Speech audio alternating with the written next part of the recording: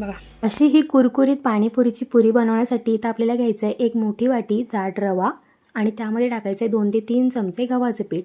पाणी गरम करायचं आणि सॉफ्ट असं पीठ मळून घ्यायचं आहे.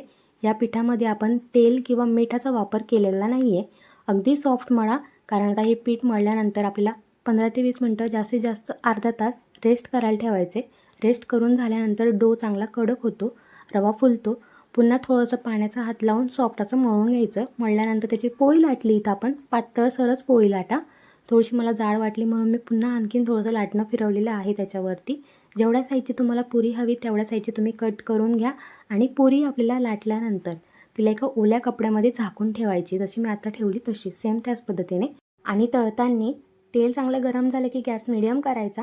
जशी रुमालवरून पुरी उचलली तशीच तेलात सोडायची, म्हणजे खालची बाजू खालीच. आणि नाही का चमच्याच्या साहाय्याने प्रेस करायचं. पुरी उठली की सोडून द्यायचं. दोन्ही बाजूने मस्त छान गोल्डन कलरची झाली की काढून घ्या.